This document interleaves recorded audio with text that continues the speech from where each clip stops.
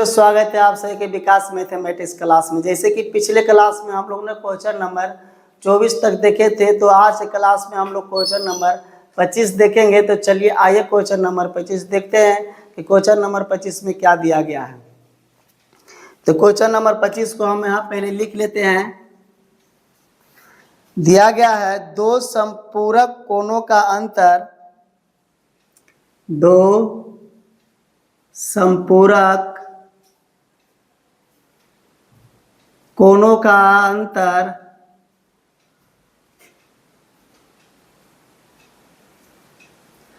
अंतर कितना दिया गया? 40 डिग्री दिया गया। कितना है? 40 डिग्री दिया गया है ना। तो कह रहा है प्रत्येक कोण की माप बतावे। प्रत्येक कोण की माप बतावे। बनाने से पहले हम ये जानेंगे कि संपूरक जो है कोण, उसका माप क्या होता है। तो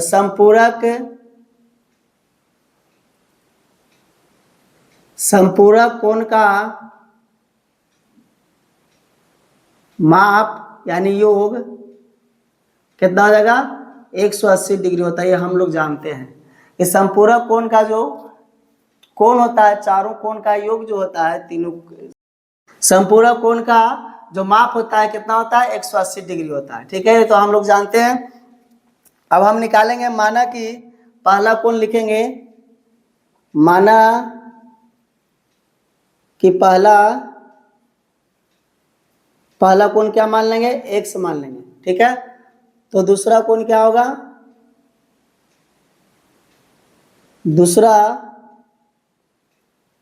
कोण बराबर हम लोग y मान लेंगे। ठीक है, तो हमारा हो जाएगा समीकरण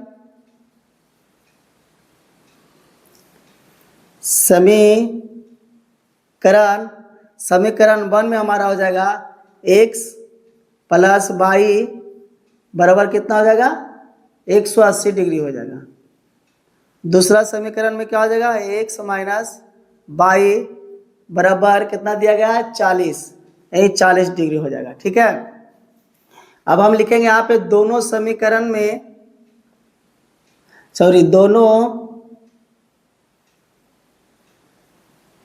समीकरणों को जोड़ने पर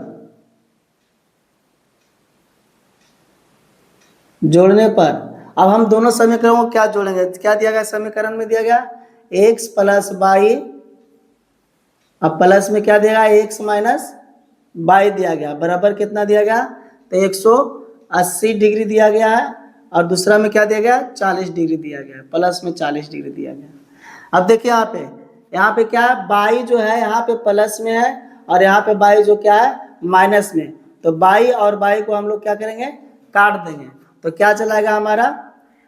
2x बराबर आएगा, इसे जब हम जोड़ देंगे तो 0, और यहाँ पे कितना होगा? 8 4 12, 120 है ना।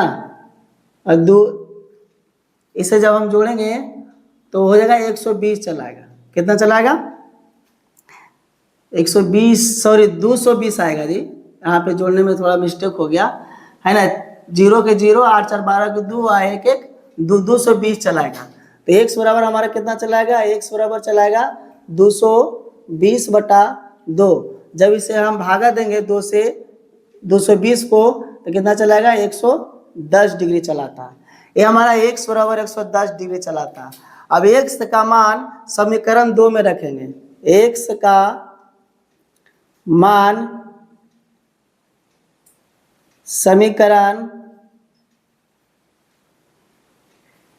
2 में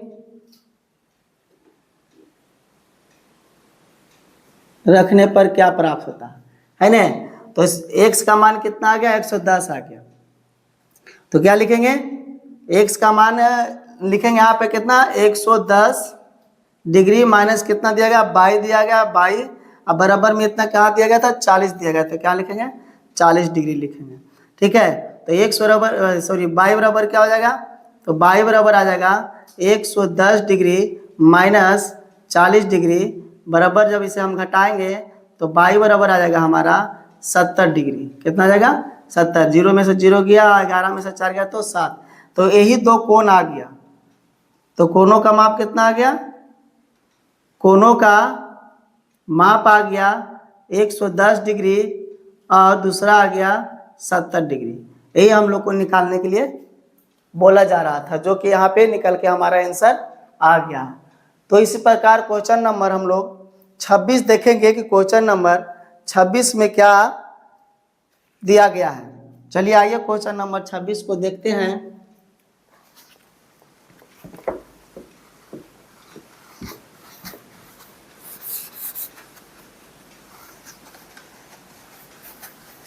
क्वेश्चन नंबर 26 में दिया गया है 2 कोटि पूरक कोणों का अंतर। क्या दिया गया है? 26 में दिया गया है 2 कोटि पूरक कोणों का अंतर 20 है। अंतर में क्या होता है? घटाव होता है, आप लोग जानते होंगे। कितना दिया गया? 20 दिया गया है, 20 डिग्री है ना। तो कह रहा है प्रत्येक कोण की माप बतावे। प्रत्येक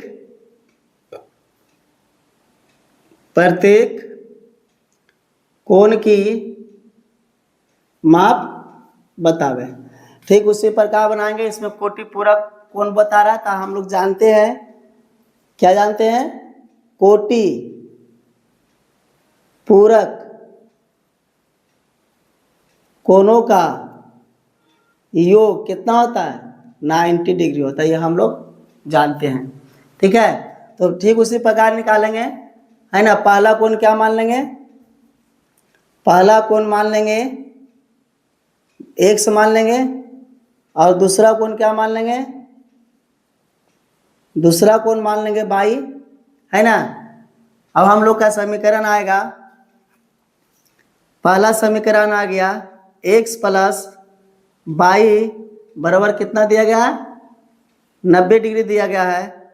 दूसरा समीकरण दिया गया है x माइनस वाई बराबर कितना दिया गया है? 20 डिग्री दिया गया है ना।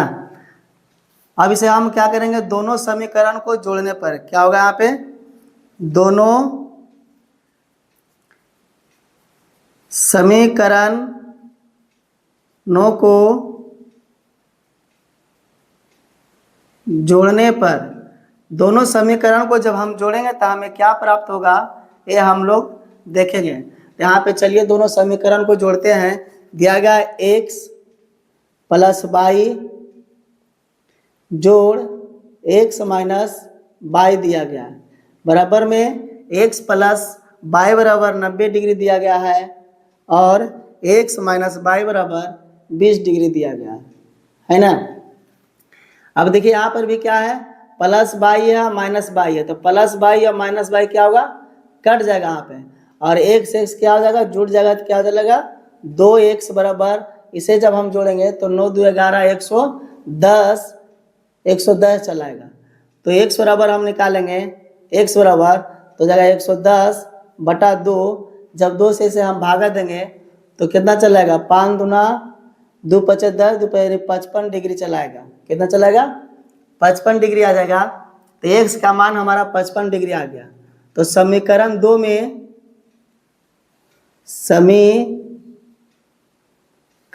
में x का मान रखते हैं, है ना। समीकरण 2 में x का मान रखने पर क्या आता है? चलिए इसको देखते हैं। तो समीकरण x का मान दिया गया, आ गया कितना आ गया? 55 आ गया। तो लगेगा 55 माइनस 22, अब बराबर में कितना दिया गया है? 20 दिया गया यहाँ पे, तो 20 लिख देंगे यहाँ पे, है ना। समीकरण 2 में इसे जब हम हल करेंगे तो देखिए हो जाएगा y बराबर, यहाँ प्लस में है तो उधर जाएगा तो क्या हो जाएगा? माइनस में, यानी 55 डिग्री माइनस 20 डिग्री हो जाएगा तो जब इसे हम घटाएंगे तो कितना चलाएगा, y बराबर हमारा चलाएगा 5, अब 5 में से 2 गए 3, 35 डिग्री। तो वह कोण आ गया हमारा 55 और दूसरा कोण आ गया 35। यही हम लोग का आंसर आ गया है। तो इसी प्रकार हम लोग क्वेश्चन नंबर 27 देखेंगे, जो कि इस चैप्टर का लास्ट क्वेश्चन है ना। ये जो बनाए हैं क्वेश्चन नंबर 26, उसके बाद 27 है, जो कि इस चैप्टर का लास्ट क्वेश्चन है। तो आज हम इसे भी सॉल्व कर देते हैं, ताकि आज के लिए चैप्टर पूरा क्लियर हो जाएगा। फिर अगले चैप्टर में हम लोग देखेंगे कि क्या देगा। तो आज हम क्वेश्चन नंबर 27 को बनाते हैं। क्वेश्चन नंबर 27 में दिया गया है, एक दादा की आयु अपने पोते की, क्या बोल रहा है, एक दादा की आयु अपने पोते की 10 गुनी है। कितना गुना है, 10 गुनी है ना। जबकि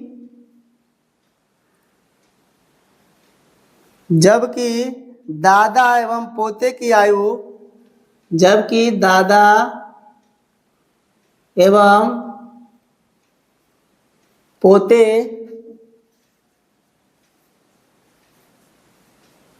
की आयु, दादा एवं पोते की आयु का 54 साल है, 54 साल है। तो दोनों की आयु बतावे। तो दोनों की आयु बताएं।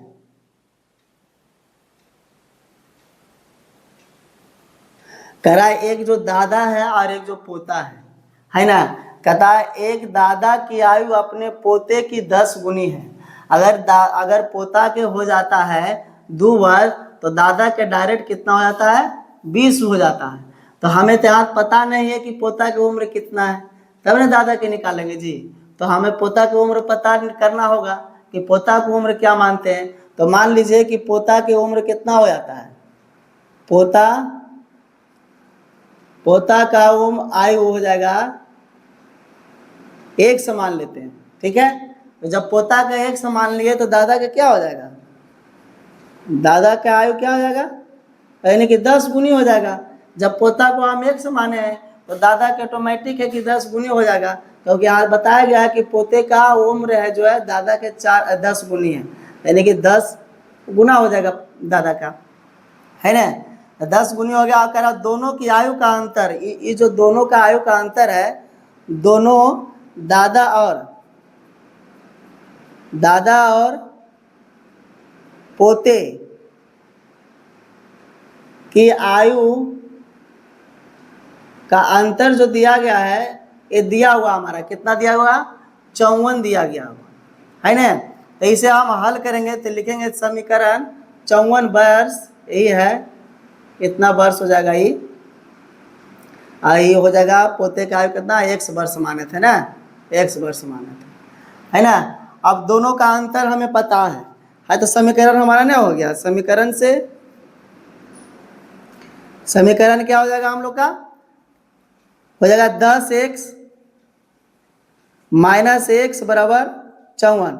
अब यहाँ पे आप लोग पूछ सकते हैं कि सर यहाँ पे -x क्यों किए, क्योंकि कह रहा है कि दोनों का जो अंतर है, दादा का जो अंतर है पोते में, तो क्या दादा का अंतर, दादा के आयु हम 10 गुनी लिखे हैं, तो पोता का हम 1 माने हैं, तो 10 में से 1 घटाएंगे तब न बराबर में 54 दिया गया है। दोनों का अंतर का बराबर यहाँ दिया गया है। इसे जब हम हर करेंगे तो कितना चलेगा, 9x चल आएगा, ये बराबर में कितना आ जाएगा, 54 आ जाएगा।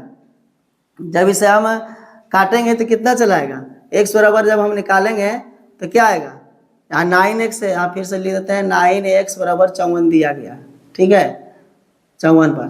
तो x बराबर क्या निकल के चला आएगा, x के बराबर आ जाएगा 54/9। तो कितना होगा 6 नमा 54, 6 नमा 54, ये 6 वर्ष आ गया। ये 6 वर्ष किसका आ गया, तो पोता क्या आ गया,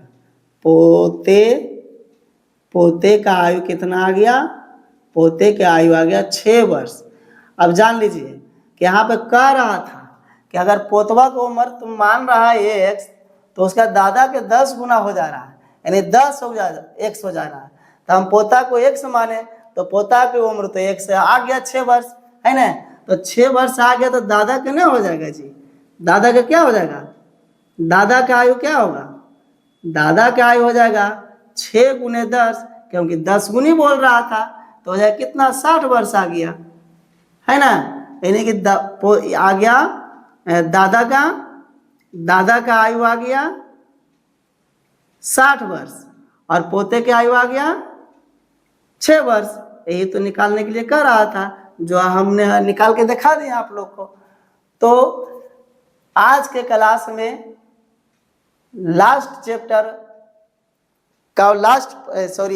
चैप्टर का लास्ट प्रश्न था जो हमने हल करके आप लोग को बताया।